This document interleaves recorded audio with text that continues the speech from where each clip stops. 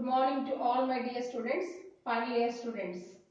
So I am here to deal about blood coagulation part 2. This comes under lecture 4. Already I have given the introduction part in the part 1 about the coagulation of blood and factors that are involved in the coagulation of blood. So how many factors that are involved in the coagulation of blood?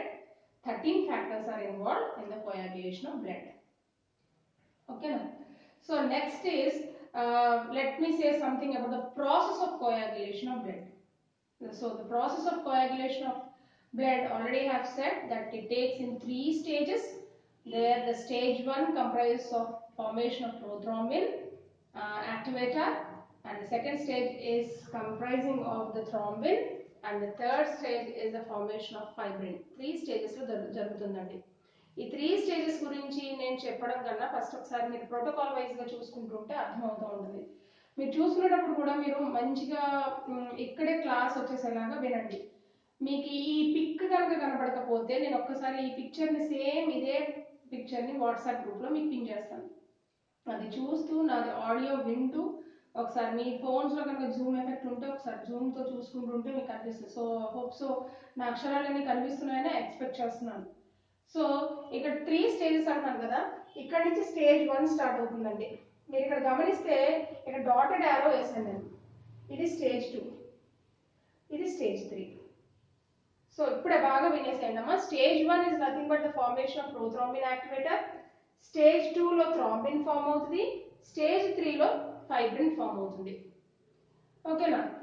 Blood coagulation అనేది 2 pathways జరుగుతుంది. ఒకటి intrinsic pathway, రెండోది extrinsic pathway. మీరు ఇక్కడ గమనిస్తే నాకు ఇక్కడ కొద్దిగా లైటింగ్ పడి నేను ఇంకా టిక్ చేశాను. లెటర్స్ ఒకసారి గమనించండి. This is the intrinsic pathway, this is the intrinsic pathway, that is the extrinsic pathway. 2 pathways merge to form the first stage of the blood coagulation, that is nothing but formation of prothrombin activator. ఒకసారి ప్రోథ్రోంబిన్ activator మన blood లో form అయిపోయింది అంటే coagulation process ఇంకా fast గా జరిగిపోయి fibrin form అయిపోతుంది. Clotting is nothing but formation of fibrin. నేను లాస్ట్ క్లాస్ లో చెప్పాను, clotting is nothing but formation of fibrin. మనకి క్లాట్ అయిపోవాలి. ఇక్కడ క్లాట్ అయిపోవాలి అంటే దెబ్బ తగలటం బట్టి కూడా ఆధారపడి ఉంటుందండి. ఈ 2 పాత్వేస్ లో నేను నోట్స్ రాసేటప్పుడు ఎక్స్టెన్సిక్ పాత్వే ఫస్ట్ ఎక్స్ప్లెయిన్ చేయడం జరిగింది, తర్వాత ఇంట్రిన్సిక్ పాత్వే చెప్పాను. బట్ ఎక్స్ప్లెనేషన్ పాయింట్ ఆఫ్ వ్యూలో నేను మీకు ఇప్పుడు ఫస్ట్ ఇంట్రిన్సిక్ పాత్వే చెప్తాను. ఇంట్రిన్సిక్ పాత్వే చెప్పి తర్వాత ఎక్స్ట్రిన్సిక్ పాత్వే చెప్తాను. అప్పుడు ఈజీగా అర్థమవుతుంది. మీకు నోట్స్లో ఎట్లా ఉందో అట్లా మాత్రం చెప్పట్లేదండి, నేను కొద్దిగా మారుస్తున్నాను. సో ఒకసారి make it a note. So I'm dealing with intrinsic pathway at the first issue. So intrinsic పాత్వేలో ఏమవుతా ఉంటుందంటే మనకి దెబ్బ తగిలింది అనుకుందామండి. దెబ్బ తగలడం అనేది 2 రకాలుగా ఉంటుందండి. మనకి డ్యామేజ్ జరిగింది, ఒక ట్రామా వచ్చింది, ఒక హిమరేజ్ వచ్చింది అంటే మనకి 2 రకాలుగా ఉంటుంది. ఒకటి అక్యూట్ క్రానిక్ అన్నాను కదా, చిన్నగా మీకు అంటే జస్ట్ బ్లడ్ లోనే మీకు ట్రామా వచ్చింది అనుకుందాం, అంటే ఇన్సైడ్ మీకు తెలియకుండానే ఎండోథీలియల్ అదే డ్యామేజ్ అయింది అనుకుందాం. లేకపోతే బ్లడ్ వెజల్ వరకు కట్ అవ్వకుండా జస్ట్ టిష్యూ ఒకటే రేగింది అనుకుందాం, జస్ట్ చిన్న టిష్యూ ఒకటే రేగింది, బ్లడ్ వెజల్ ఏం కట్ అవ్వలేదు అనుకుందాం. అలాంటి పరిస్థితుల్లో మనకి ఎక్స్ట్రిన్సిక్ పాత్వేస్ జరుగుతాయి. ఈ ఎక్స్ట్రిన్సిక్ పాత్వే అంటే ఏంటో చూద్దాం మనం. రెండో మాట, ఇప్పుడు బాగా జరిగింది, దెబ్బ బాగా తగిలింది, క్రానిక్ అని చెప్పలేము కానీ దీన్ని కూడా అక్యూట్ స్టేజ్ అని అంటారు. కొద్ది గట్టిగా జరిగింది, తగలటం ద్వారా ఏమైందంటే టిష్యూ డ్యామేజ్ అయింది, బ్లడ్ వెజల్ కట్ అయింది. ఆ బ్లడ్ వెజల్ కట్ అయిన తర్వాత మీకు ఎప్పుడైనా బాగా గమనించి చూడండి, ఎప్పుడైనా మీకు బాగా షార్ప్ ఆబ్జెక్ట్ కానీ ఏదైనా కానీ తగిలిన వెంటనే లేకపోతే చర్మం అక్కడ రిమూవ్ అయిపోయిన వెంటనే మీకు తెల్లటి భాగం కనిపిస్తుందండి గమనించి చూస్తే. ఆ తర్వాత బ్లడ్ యూజ్ అవుట్ అవ్వడం జరుగుతూ ఉంటుంది, ఆ తర్వాత మన క్లాటింగ్ జరుగుతూ ఉంటుంది. ఓకేనండి. సో దాన్ని ఎండోథీలియల్ డ్యామేజ్ అని అంటారు నాన్న. ఎండోథీలియల్ డ్యామేజ్ ఎలా జరుగుతుంది అంటే ఫస్ట్ ట్రామా జరుగుతుంది. అంటే ఒక దెబ్బ తగిలింది, మనకి దెబ్బ తగిలిన వెంటనే మనకి ఏమవుతా ఉంటుందంటే ఒక టిష్యూ అనేది అక్కడ ర్యాపర్ అవుట్ అయింది, బ్లడ్ వెజల్ కూడా కట్ అయింది. కట్ అయిన బ్లడ్ వెజల్ లో ఎండోథీలియల్ లోపల బ్లడ్ వెజల్ లోపల ఉన్న ఎండోథీలియం కూడా బయటికి ఎక్స్పోజ్ అవుతుంది అనమాట. లోపల బ్లడ్ వెజల్ లోపల ఉన్న ఎండోథీలియం కూడా మనకి డ్యామేజ్ అయిపోతుంది, వెంటనే మనకి దాని కింద ఉన్న కొల్లాజన్ ఎక్స్పోజ్ అవుతుంది. ఓకేనా. మీకు ఎండోథీలియల్ డ్యామేజ్ జరుగుతుంది, దాని లోపల ఉన్న కొల్లాజన్ కూడా బయటకు ఎక్స్పోజ్ అవుతూ ఉంటుంది. ఆ ఎక్స్పోజ్ అయిపోయిన వెంటనే మనకి ఫస్ట్ రిలీజ్ అయ్యేవి ఏమవుతూ ఉంటాయి అంటే ప్లేట్లెట్స్ రిలీజ్ అవుతూ ఉంటాయండి. Those in turn encourages the release of phospholipid content. Phospholipid మనకి రిలీజ్ అవడానికి ప్రేరేపిస్తూ ఉంటుంది. సో ఇవన్నీ జరుగుతున్నప్పుడు ఏమవుతూ ఉంటుందంటే at the same time all the factors will be activated. All the factors అప్పటి వరకు యాక్టివేట్ అవ్వలేదా మేడం అంటే అవ్వలేదండి. ఆల్ ద ఫ్యాక్టర్స్ 13 ఫ్యాక్టర్స్ నేను ఇప్పటివరకు మీకు ఏం చెప్పాను లాస్ట్ పార్ట్ 1 క్లాస్లో, అన్ని 13 ఫ్యాక్టర్స్ మనకి ఇన్యాక్టివేటెడ్ ఫార్మ్స్ లోనే ఉంటాయండి. అన్ని 13 ఫ్యాక్టర్స్ ఇన్యాక్టివేటెడ్ ఫార్మ్స్ లోనే ఉంటాయి. మీకు ఎండోథీలియల్ డ్యామేజ్ జరిగి కొల్లాజన్ ఎక్స్పోజ్ అయిన తర్వాత ప్లేట్లెట్స్ అన్ని టచ్ లోకి వచ్చాక మీకు అప్పుడు అన్ని ఫ్యాక్టర్స్ యాక్టివేటెడ్ ఫామ్ లోకి వెళ్తా ఉంది. ఫస్ట్ ఇంట్రెన్సిక్ పాత్వే విషయంలో చూసుకుంటే మీకు హెగ్మెంట్ ఫ్యాక్టర్ అనేది ఫ్యాక్టర్ 12 మీరు అన్ని ఫ్యాక్టర్స్ ఒకసారి చూసుకున్నారని ఆశిస్తూ నేను చెప్పేస్తున్నానండి. హెగ్మెంట్ ఫ్యాక్టర్ అనేది ఏమవుతా ఉంటుంది అంటే ఇన్యాక్టివేటెడ్ ఫామ్ లో నుంచి యాక్టివేటెడ్ ఫామ్ కింద మారుతూ ఉంటుంది. ఒకసారి యాక్టివేటెడ్ ఫామ్ కింద మారిన తర్వాత హెగ్మెంట్ ఫ్యాక్టర్ మళ్ళీ ఏం చేస్తూ ఉంటుంది అంటే ఫ్యాక్టర్ 11 ని ప్లాస్మా ప్రోథ్రాంబిన్ యాంటీసిడెంట్ అని అంటారు, థ్రోంబోప్లాస్టిన్ యాంటీసిడెంట్. సో ఆ ఫ్యాక్టర్ 11 ని మళ్ళీ యాక్టివేటెడ్ ఫ్యాక్టర్ 11 కింద మారుస్తూ ఉంటుంది. ఈ యాక్టివేట్ అయిపోయిన ఫ్యాక్టర్ 11 కాస్త మన క్రిస్మస్ ఫ్యాక్టర్ ని మళ్ళీ యాక్టివేట్ చేస్తూ ఉంటుంది. మళ్ళీ ఈ యాక్టివేట్ క్రిస్మస్ ఫ్యాక్టర్ కాస్త స్టార్ట్ పవర్ ఫ్యాక్టర్ ని యాక్టివేట్ చేస్తూ ఉంటుంది. అంటే ఒక ఫ్యాక్టర్ ఒక యాక్టివేటెడ్ ఫామ్ కింద మారిపోయిన తర్వాత ఆ ఫ్యాక్టర్ మళ్ళీ ఇంకొక ఇన్యాక్టివేటెడ్ ఫ్యాక్టర్ ని మళ్ళీ యాక్టివేట్ చేస్తూ ఉంటే మళ్ళీ యాక్టివేట్ అవుతుంది. ఈ యాక్టివేట్ అయిన ఫ్యాక్టర్ ఇంకొక ఇన్యాక్టివేటెడ్ ఫ్యాక్టర్ ని ఇట్లా దానికి యాక్టివేట్ చేస్తుంటే ఆ పద్ధతిని క్యాస్కేడ్ థియరీ అంటారు నాన్న. ఒక్కసారి మీరు make it note, cascade theory అంటారు, ఎంజైమ్ క్యాస్కేడ్ థియరీ అని అంటారు.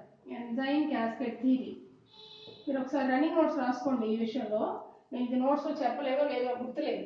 ఎంజైమ్ క్యాస్కేడ్ థియరీ అని అంటారు. అంటే ఒక ఎంజైమ్ అది యాక్టివేటెడ్ ఫామ్ కింద వెళ్ళిన తర్వాత అది ఇంకొక ఎంజైమ్ కనుక యాక్టివేట్ చేస్తూ ఉంటే దాన్ని క్యాస్కేడ్ థియరీ అని అంటారు. ఈ క్యాస్కేడ్ థియరీ సాధారణంగా బ్లడ్ కోయాగులేషన్ విషయంలోనూ చూస్తూ ఉంటాం. సో ఈ ఒకసారి కనుక Stuart Prower factor activated form కింద అయిపోయిన తర్వాత దాన్ని ప్రోథ్రోంబిన్ యాక్టివేటెడ్ కింద మార్చేసుకుంటాం. వెంటనే ప్రోథ్రోంబిన్ యాక్టివేటెడ్ ఫామ్ అయిపోతుంది అనమాట. అంటే start Prower factor activated Stuart Prower factor itself converts into the prothrombin activator. In the meanwhile phospholipids అన్ని కూడా మనకి హెల్ప్ అవుట్ చేస్తాయి. అంటే ఇక్కడ మేజర్ రోల్ ప్లే చేసేది ఎవరు అండి? కొల్లాజన్ ఎక్స్పోజ్ అయిన తర్వాత ప్లేట్లెట్స్ మేజర్ రోల్ ప్లే చేసినాయి. So the platelets also will encourage to form the prothrombin activator. ఇది ఇంట్రెన్సిక్ పాత్వే.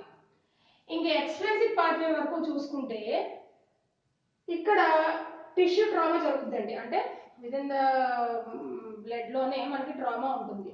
ట్రామా జరుగుతుంది. Damage, trauma is nothing but damage of any damage of only tissue, not blood vessel అండి. ఇక్కడ blood vessel damage అవ్వడం అనేది జరుగుతుంది కానీ ఒక tissue ఒకటే మనకి ట్రామా గురవుతుంది. అప్పుడు వెంటనే మనకి థ్రోంబోప్లాస్టిన్ రిలీజ్ అవుతుందండి. థ్రోంబోప్లాస్టిన్ రిలీజ్ అవుతుంది. థ్రోంబోప్లాస్టిన్ ఏంటంటే ఫ్యాక్టర్ 3 ఆ టిష్యూలోనే ఉంటుంది, అది అంటుకునే ఉంటుంది. థ్రోంబోప్లాస్టిన్ వెంటనే రిలీజ్ అయిపోతూ ఉంటుందండి. అది రిలీజ్ అయిపోయి వెంటనే అది ఏం చేస్తూ ఉంటుంది, దాంట్లో ఉన్న గ్లైకోప్రోటీన్ ఫాస్ఫోలిపిడ్స్ ని ఎంకరేజ్ చేస్తుంది in order to release it self. అంటే ప్రతి ఎంజైమ్ లోని దానికి ఒక సెల్ అనుకుంటే ప్రతి ఎంజైమ్ ఒక సెల్ లో ఉన్నాయి అనుకుంటే ఆ సెల్ కాస్త వెంటనే ట్రామా స్టేజ్ లోకి వెళ్ళిన తర్వాత దాంట్లో ఉన్న గ్లైకోప్రోటీన్స్ ఫాస్ఫోలిపిడ్స్ రిలీజ్ అయిపోతాయి. రిలీజ్ అయిపోయిన వెంటనే they in turn encourages start power factor to convert itself into activated start power factor under the influence of factor 8 అండి. ఈ 8 ని యాంటీ హిమోఫిలిక్ ఫ్యాక్టర్ అంటారని కూడా చెప్పాను. ఒకసారి ఫ్యాక్టర్స్ చూడండి. యాంటీ హిమోఫిలిక్ ఫ్యాక్టర్ ఇన్ఫ్లుయెన్స్ తోనే మనకి ఇదంతా కూడా జరుగుతూ ఉంటుంది. ఇక్కడ ఇంట్రెన్సిక్ పాత్వేలో ఒక మాట చెప్పడం మర్చిపోయానండి.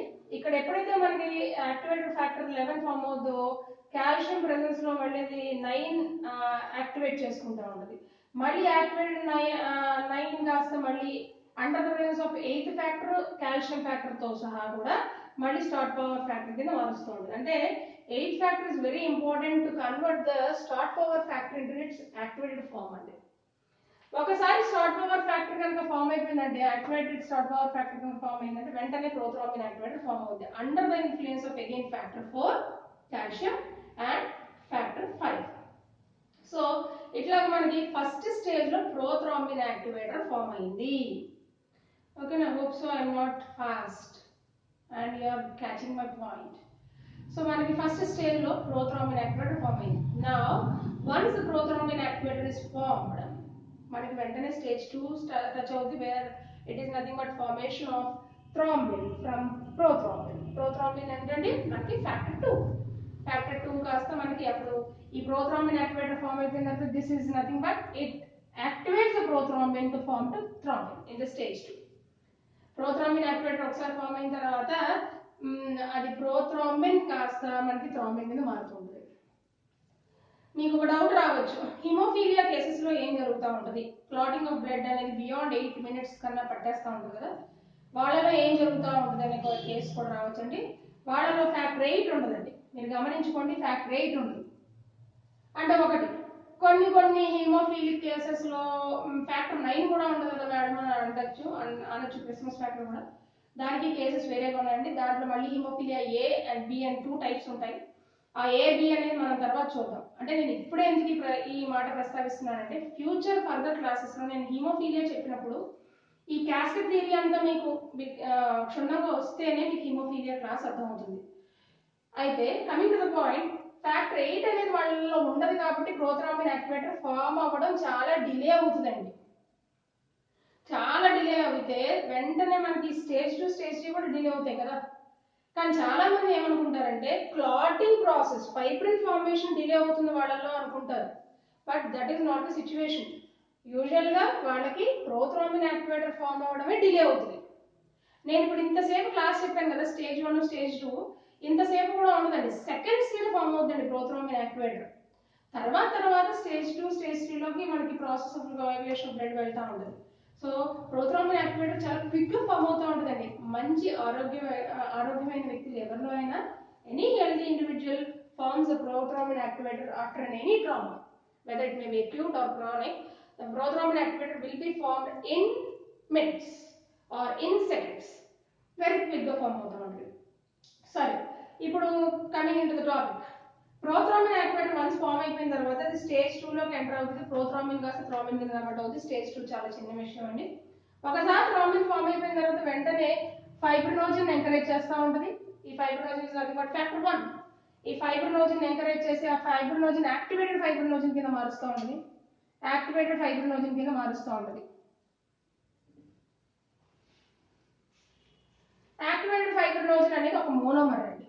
యాక్టివేటెడ్ ఫైబ్రినోజన్ అనేది జస్ట్ ఒక మోనోమర్, ఇట్స్ ప్రోటీన్ కదా. ఏ అన్నా ఇవన్నీ కూడా ఫ్యాక్టర్స్ అన్ని కూడా నేను ఏమంటాను, ఎంజైమ్స్ అని అంటాను. So they are proteins. ఒక్కొక్కటి పెప్టైడ్ బాండ్ ఉంటుందండి దానికి. ఒక్కొక్కటి ఒక ఫైబ్రినోజన్ ఏ అనేది ఒక మోనోమర్ అనుకుందాం. అంటే ఒక పెప్టైడ్ బాండ్, ఒక పాలీపెప్టైడ్, ఇట్లా ఒక పెప్టైడ్ బాండ్. అట్లాగా ఫైబ్రిల్స్ అన్ని ఇట్లాగా మీకు మోనోమర్స్ ఆఫ్ ఫైబ్రిల్స్ అన్ని కూడా పొలిమరైజ్ అవుతూ ఉంటాయండి. అన్ని కూడా ఇట్లా పొలిమరైజ్ అవుతాయి. చూసారు ఇక్కడ నేను రాశాను, fibrinogen, activated fibrinogen undergoes polymerisation. Activated fibrinogen undergoes polymerisation. So మనకి ఏమవుతా ఉంటుంది, అన్ని కూడా పక్కకు వచ్చి చేరుతూ ఉంటాయి, పొలిమరైజ్ అవుతూ ఉంటాయి. మనకి loose strands of fibrin form అవుతూ ఉంటుందండి. Loose strands of fibrin form అవుతూ ఉంటుంది. ఈ లూజ్ స్ట్రాండ్స్ ఆఫ్ ఫైబ్రిన్స్ అన్ని కూడా మనకి ఏమవుతూ ఉంటాయంటే ఇంకా థిక్ గా దగ్గర పడిపోతూ ఉంటుంది, గట్టిగా దగ్గరగా పడిపోతూ ఉంటుంది. Under the influence of nothing but our factor 13 fibrinase, fibrin stabilizing factor. ఒకసారి నోట్స్ లో చూడండి, ఫైబ్రిన్ స్టెబిలైజింగ్ ఫ్యాక్టర్ ఇన్ఫ్లుయెన్స్ తో ఆఫ్ కోర్స్ కాల్షియం కూడా అక్కడ నీకు అక్కడ కోఫాక్టర్ కింద యూజ్ అవుతుంది.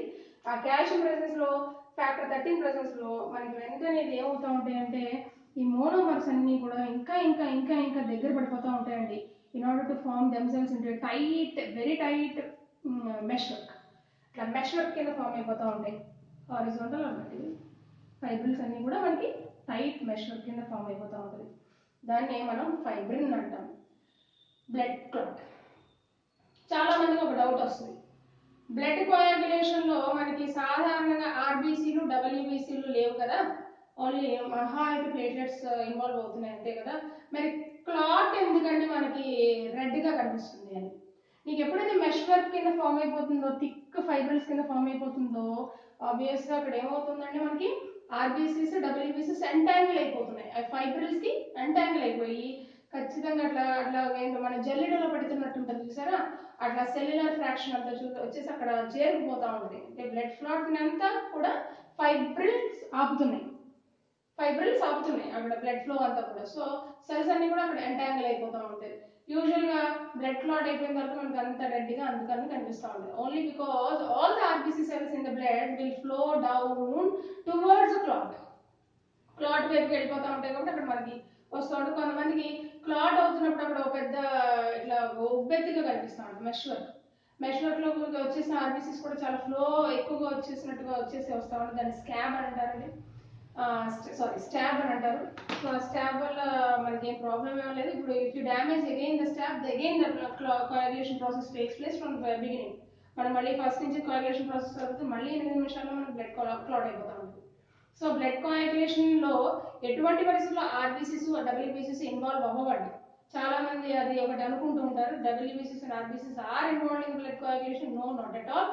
Only the factors that are present in the blood stream, plasma stream లో ఉన్న ఫ్యాక్టర్స్ మాత్రమే మనకి క్లాటింగ్ ప్రాసెస్ లో ఇన్వాల్వ్ అవుతున్నాయి, not the cells. Okay, hope you all well understood my lecture in the lecture 4, where I have covered the process of coagulation into 3 parts. Stage 1, this is stage 1, where I have covered prothrombin activator formation. In stage 2, I have covered about the formation of thrombin from prothrombin. In stage 3, I have covered the formation of fibrin from fibrinogen. So ఈ 3 stages లో మనకి 2 pathways లో జరుగుతూ ఉంటుంది coagulation of blood. ఒకటి intrinsic pathway, ఇంకొకటి extrinsic pathway. Thank you. In the next lecture we'll see about another topic. Hope so I will start the transport of gases. Until then, have a good time.